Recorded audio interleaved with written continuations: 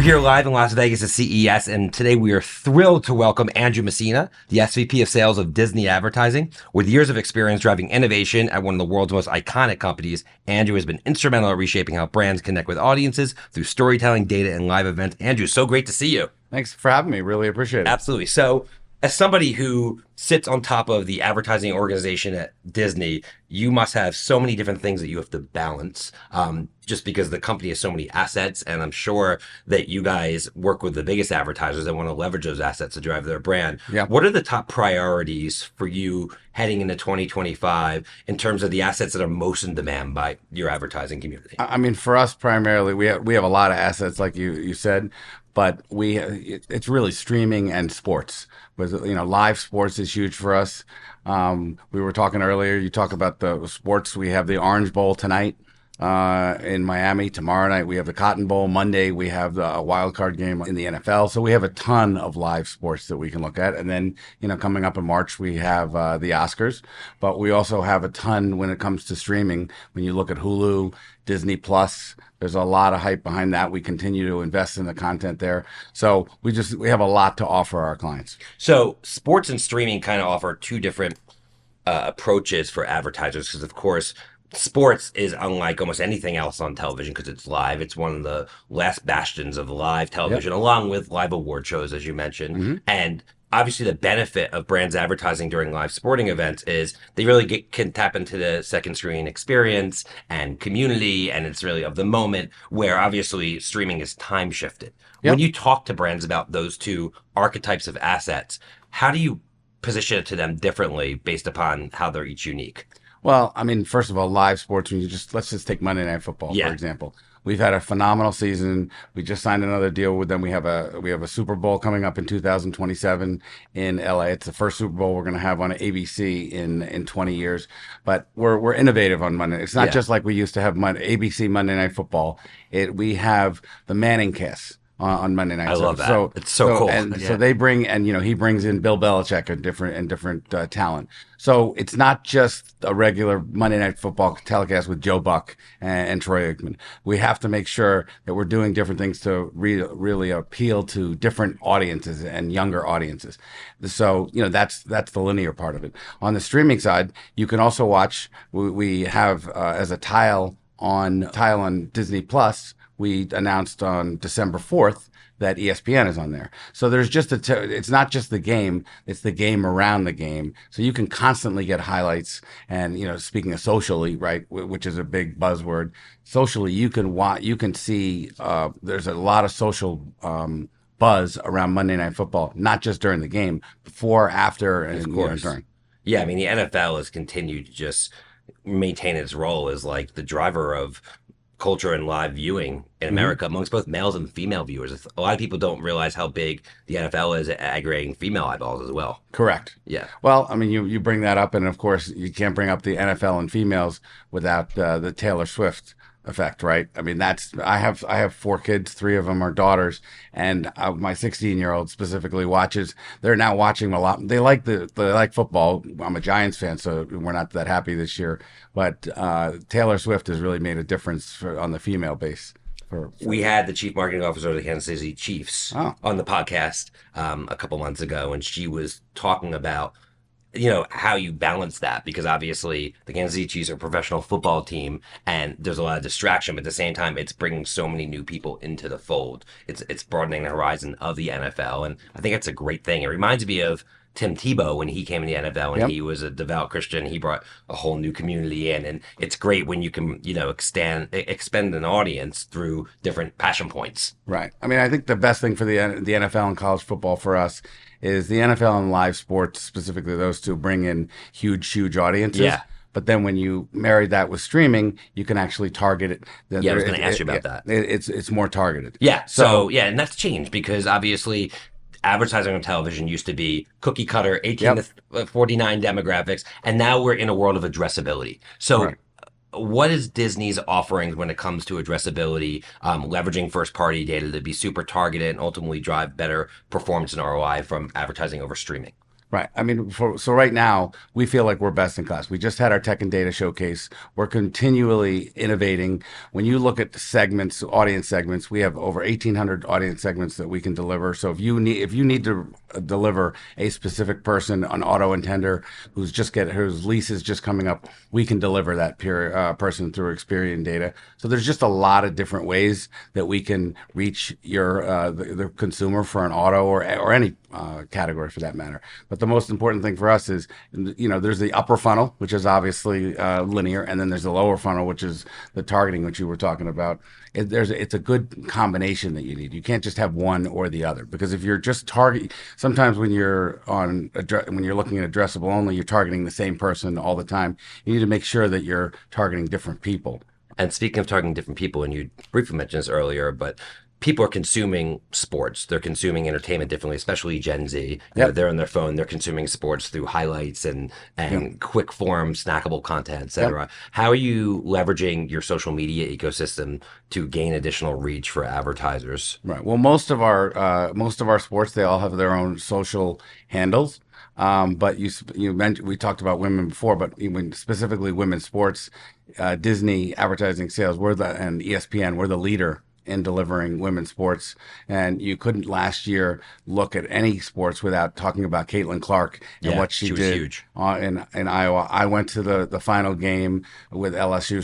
She was phenomenal. Then she goes into the WNBA. She has really taken the WNBA by storm. The WNBA is by no means new, but she's really taking it to another level. I went to a game here for a conference in the middle of July, here in Las Vegas for the Aces, and they have a 14,000 seat arena. It was completely full and very entertaining. So I think and it's just not WNBA, by the way. Now we have all ACC, SEC college sports.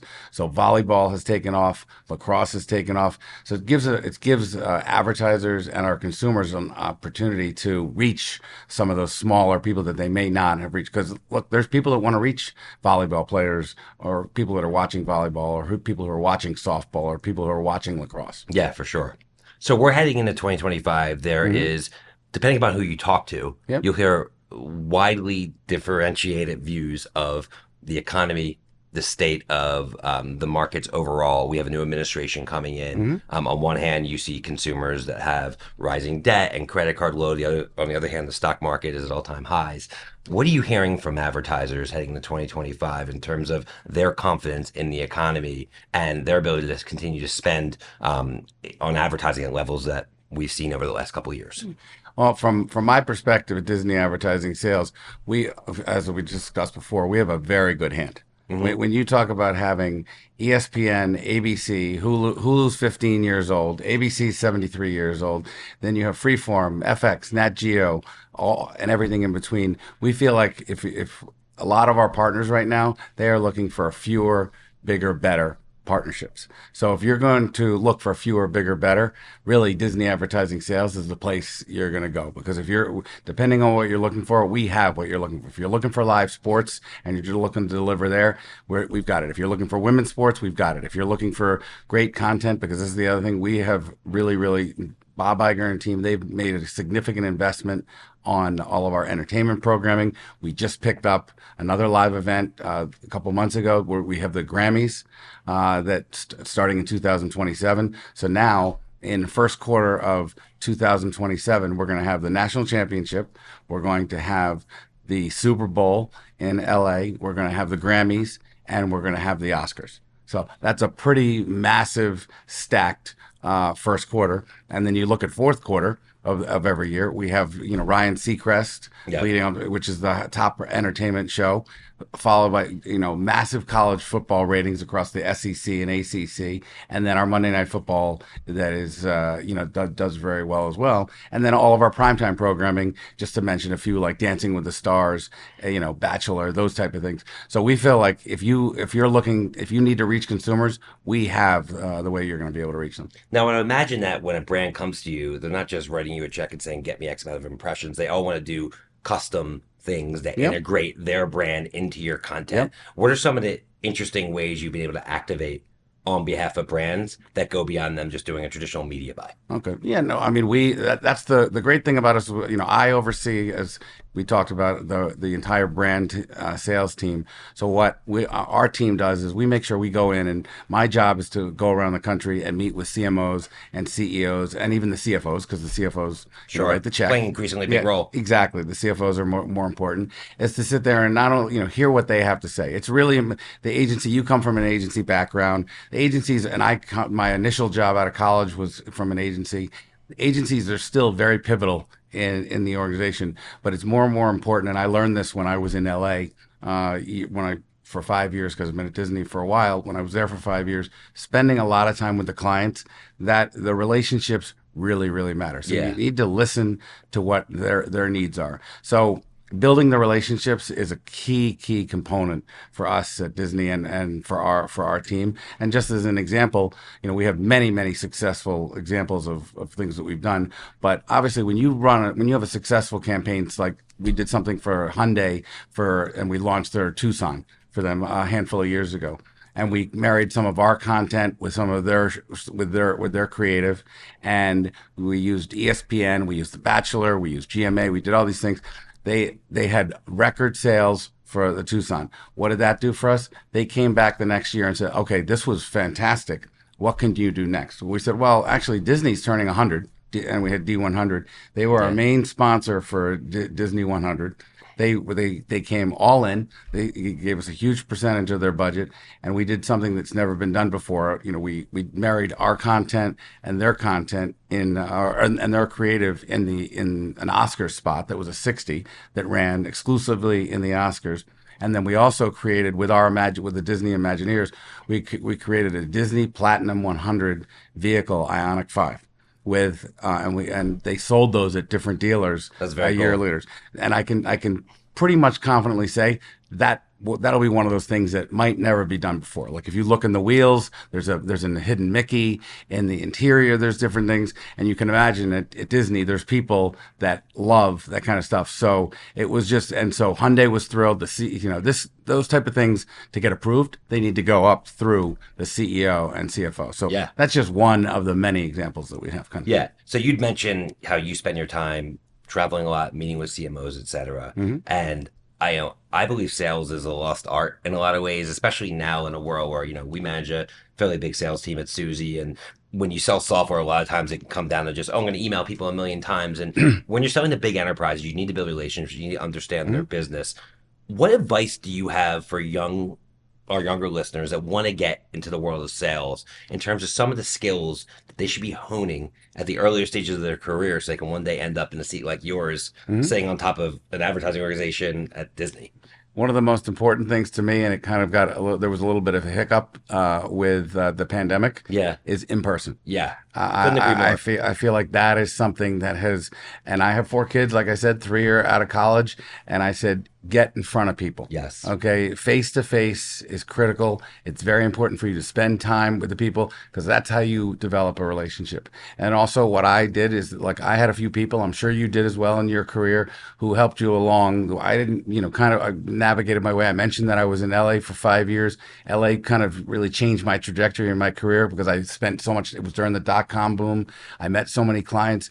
There are certain things, forks in the road in your life where you realize, all right, this is going to change the trajectory. And I tell kids all the time, because one of my kids went to Tulane, one went to Boston College, one went to USC. I have so many people reaching out to me asking for advice. And what do? I try to meet with as many of them, and I say to them all the time, I have 15 minutes for you. So here's what I need from you after this. I need you to give other people down the road 15 minutes. Yeah. So I'm a big believer in paying it forward, because when you meet with some of these younger people, it's real. You have no idea. I'm sure you do, but a lot of people don't realize how meaningful it is for that meeting that you're having with them, because every meeting that they're having is just their legs are moving and they're feeling better about potentially their career. And so I also do it selfishly because I want to make sure that we're building a better roster internally. Look, there's a lot of different industries. I've been very fortunate to be in this industry, and feel like it's incumbent upon myself, because people help me along the way, that I want to help people as well. Yeah. I think one mistake I made earlier in my career is I'd be at a conference, and if somebody didn't have like Nike or P&G on their badge, I was Hmm. like, go sit at the next table. And the reality is, it's a long road, and you want to be building as many relationships with as many people as Yeah. possible, especially when you're younger. And I was talking to Harrison Silverstein, who's in the room, our executive producer, that like when you're younger in your career, you should be out every single night. You should be Hmm. going to every single event you can, trying to meet as many people as possible. Because as you know, as you get older, sometimes if you have family obligations, it gets a little bit harder for you to be able Yeah. to do that. And if you Yeah. build that network right in the earliest stage of your career, you can mine that. Those people get older, Mhm. more senior, and all of a sudden you have a great network, and your network's everything. You never know on a given Yeah, day who you are going to meet, whether it's on a plane, whether it's on a train, whether it's wherever it is here at CES. So I couldn't agree more with that. You have to make sure you put yourself out there. You can necessarily say, you know what, I'm tired. I'm going to go to bed tonight. You might be missing. You never know who you're going to meet. It's what we were talking about off camera before. It's not 6 degrees. It's 2 degrees. yeah. And that person that you meet one night could actually change the trajectory of your entire career. It just takes one, right? Yep. All it takes is one. And in between those meetings, do you have any tips in terms of how to keep the relationships warm as well? Whether it's like giving them content or it's just keeping in touch, or is there any tricks that you've been able to over time amass that allow you to do that?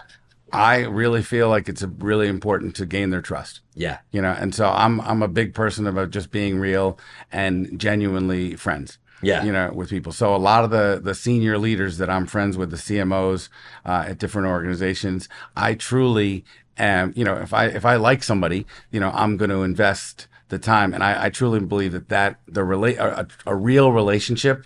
You cannot beat a real relationship. So to me, just be real, work hard, and I think it's working hard. Not to sound on the older side, but working hard might be a little bit of a lost art to a degree. But I think we can get back there. I think there was a bit of a pandemic, like I Yeah. said, hiccup. But just good old fashioned working harder than others. When I was younger, it's cliche, but you gotta work harder than everybody else. I agree 100%. So, and I know that, and you kind of mentioned this, that all your assets come with these like amazing live events. You Hmm. have award shows and you have these incredible sporting events.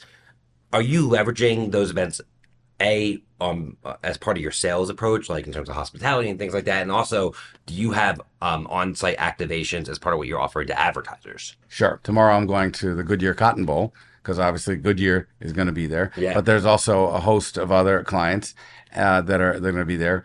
Texas has a big following. Ohio State has a big following. Huge. So, and there is nothing, if you meet a CMO who went to Ohio State or Texas, they are going to do whatever it takes to come down to that game. Yeah. Okay. And then also Goodyear brings a ton of people. So it's very important for myself and some of the leadership team to make sure that we're down there, because if we're not down there, what is that showing that how important it is? Of course. So It's not like it's a bad thing to go to a college football bowl game. no, Like, it's right. it's certainly not. So Right. these are on a lot of people's bucket lists. Right. But at the same time, it's work. But I think it's vital. And we're also very fortunate because when you are at an event like a Super Bowl or a college football championship or an Oscars, these are bucket list events for people. And so they're a little bit at ease. And then that's where I think you are able to develop like a deeper relationship. Yeah, they're attaching with their people. relationship with you to this incredible experience. So I feel like personally myself, you give me 20 minutes with a CMO and I will have their cell phone number and we will be, good, fast friends. And it's not, in a phony way. It's I believe in really being real. And then the other thing really that comes down to is you can be friends with somebody and work with them. But at the end of the day, you need to make sure for these CMOs, because we all know how tough their jobs are. How much pressure they have. That you have to deliver. So if you're delivering, so that's at the end of the day for us at Disney Advertising Sales, it's all about delivery. If we are able to deliver, and delivery means driving sales for them, so then it's a win for us and a win for them. So for me, when we do the pre-sale for people and we get them to buy something, it's not just about the pre-sale, it's actually about the post-sale. If it delivers for them, if it delivers for Goodyear, if it delivers for Hyundai, if it delivers for, X client, then they're going to come back. We're going to say, okay, you know what? That made a huge impact on our sales. And so we've seen it. Another good example is, college game day with Home Depot. They've been a partner for 21 years. It works really well, and they are a good client. So it's also, we work hard for them, but it's also really important that it goes both ways. Yeah. So it's for me, developing the relationships with the lead clients is critically important for myself and for the team. Yeah. Obviously, a big buzzword here at CES is AI, and I know different brands are deploying in different ways. Does AI play a role at all in terms of your overall offerings? And just curiously, are you using AI with your department to make you guys more efficient in your sales outreach? Yeah, I mean, I think we're using it a little bit. I think we're still in the infancy of it, and it seems like at CES this year and last year it was a big buzzword. I still feel like everybody's still trying to figure it out. Yeah, of course. Including myself. But I think I think it's going to play a decent role in the next couple of years. Absolutely. So shifting gears as we wrap up here, I'd love to just hear a little bit more about your career journey. So obviously you focused a lot on relationships. When you look back at your career and the different moves that you've made, whether it's deciding to jump from one company to the next or working for specific individuals that either mentored you, et cetera, what were some of the decisions that you think you made right in the rearview mirror that put you in a position that you're in today? So I started in New York City right out of college at a McCann Erickson, worked on Coke. And then my dream job was to work at one of the networks, and I was able to in sales, and I got a job at ABC, and as a sales planner. And then my dream, you go from one dream to the next, and then my next dream was if I can become an account executive, then I've made it. So I was a director first, and then there was an opportunity in LA, and I'm from New York City, only been to LA once before in my life.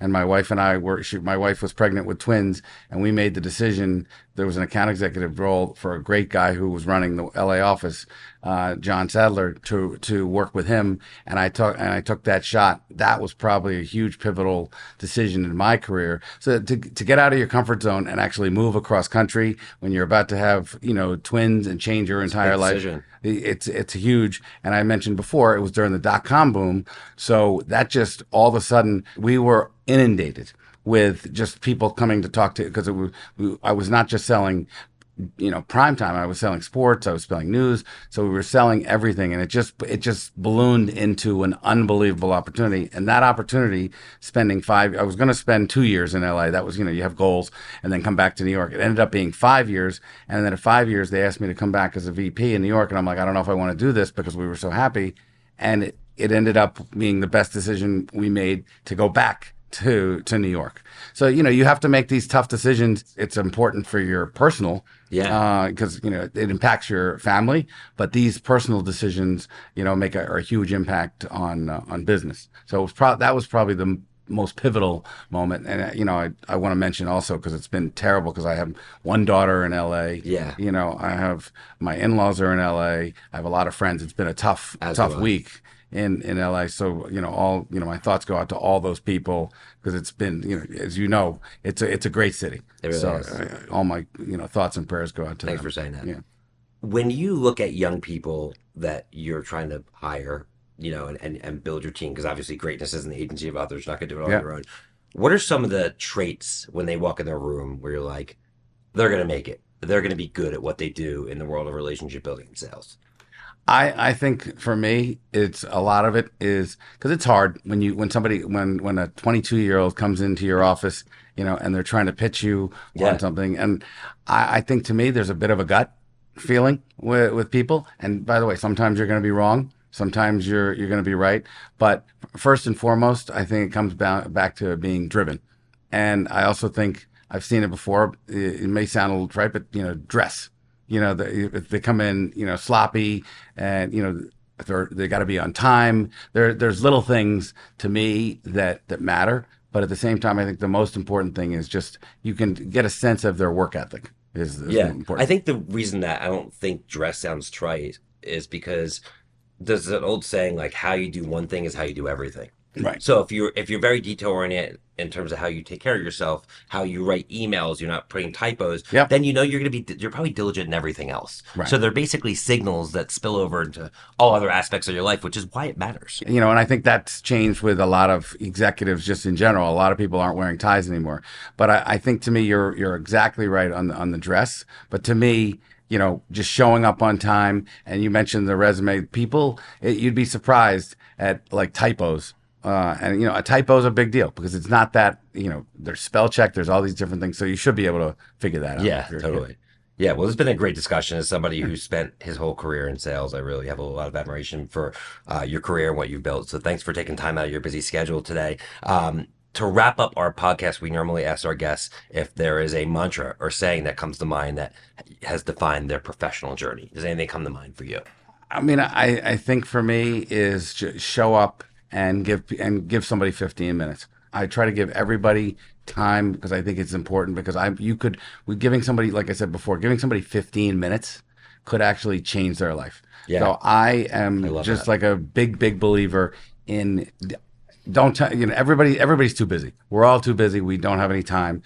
Give that person, and that's why I tell the young kids, down the road, please give the time that I'm giving you to others down the road because it'll be more meaningful than you ever know. You heard it here straight from Andrew, everyone. If you're a senior level marketer and you're in a position of privilege and power, give that young aspiring person 15 minutes because they'll pay it forward to someone else one day. Andrew, thank you so much for joining. It's been a great discussion and wishing you nothing but success in 2025. Same to you. Thank you very much. Absolutely. On behalf of Susie and Iwood team, thanks again to Andrew Messina, SVP of Disney Advertising, for joining us today. Be sure to subscribe, rate, and review the Speed of Culture podcast on your favorite podcast platform. We're here live at CES in Las Vegas. See you soon, everyone. Bye-bye.